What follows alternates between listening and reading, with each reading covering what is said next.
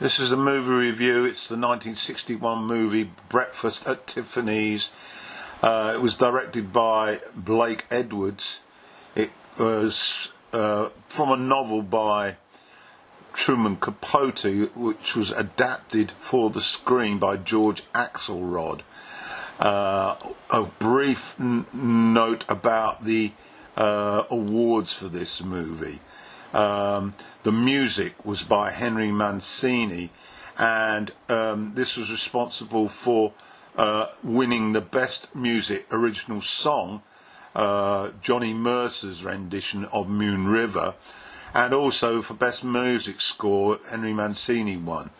Whilst we're on Oscars, there were nominations for Audrey Hepburn as Best Actress, for Axelrod for Best Writing Screenplay, and for Best Art Direction.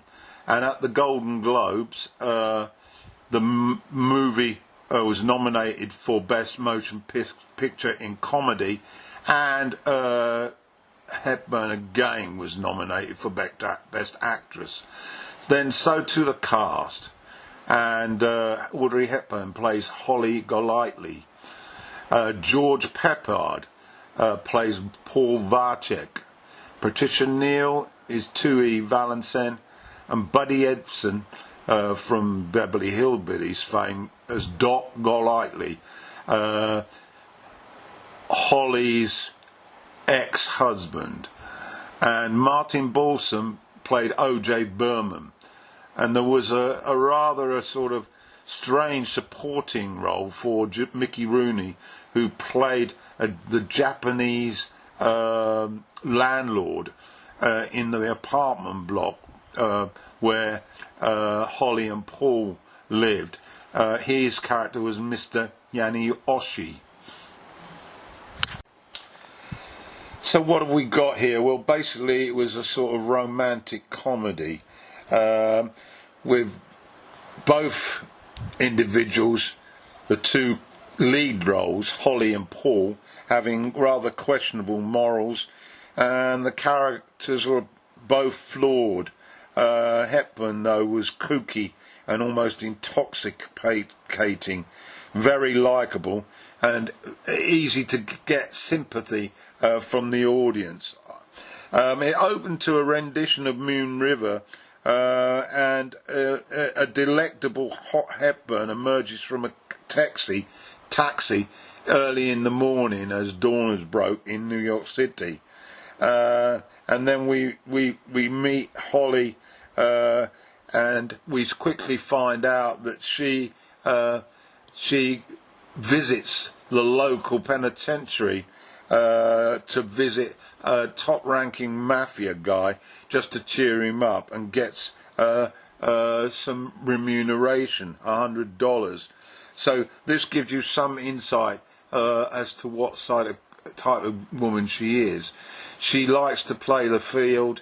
She doesn't want to get tied down. She moves from men to men, and she enjoys this style of life. The parties that we witness are full of very sort of likeable, rich characters who are basically pushing the boat out, and this is the atmosphere with which the film takes place. She quickly acquaints herself with Paul, who has also moved into the apartment block, and we witness a scene where she appears in his room, escaping from a man that she's told she's clearly had enough of, and we witness this rather crazy scene where she ends up joining Paul in bed, but it's 1961, so we don't actually witness any lustful activity, although it's clearly suggested that would have taken place. Paul, he's also quite questionable. He's like a gigolo figure for Neil's character, Fallenson, and but he starts to take a shine to Holly, although unpredictability is something that he finds difficult to handle. as I say, the landlord, played by Rooney, is constantly having confrontations with Holly about how she is behaving, and him finding men littered around the apartment block at strange times is something that he is clearly unhappy with. But his character is completely over the top and completely unbelievable. The movie for me was quite disappointing. Hepburn is superb. Her character is appealing and, as I say, very flirtatious. I found that Hepburn's character sort of lacked real depth and very superficial. He sort of adopts a sort of elder brother, keeping an eye on her as she goes about her extravagancy. There's a sort of a sense of fantasy about their relationship as it builds to something more romantic. Holly is generally repellent of this move towards intimacy and a closeness, but it's all superficial. That I could have accepted, but for Hepburn's character, it seemed rather unreal.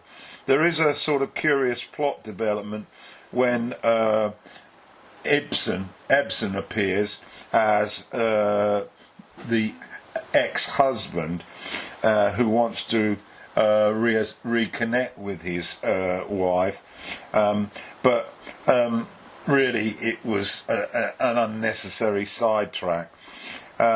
We also had this crazy situation of her visiting this mafia boss inside, which was also rather difficult to believe. And it did seem to me to be quite dated, although it had its moments, and we witnessed a conclusion that became quite inevitable. There was a very strong appearance, though, by Holly's cat, who became very symbolic and significant at the end. Holly, at one stage, has this fantasy of going to Brazil with some young, rich lover that she's come across at a party, but that doesn't come about. And there's also this curio where she gets arrested because of someone that she knows who's been wanted for the police, and there's a suggestion of narcotics being involved. But again, that sort of plot, side plot, I really found quite nauseating. So in conclusion, yes, the music was good, but in conclusion, a movie that I think if you are into romantic comedies, you'll probably like it. I struggle with them generally, and I struggled with this one. So that's my lot. Breakfast at Tiffany's, 1961.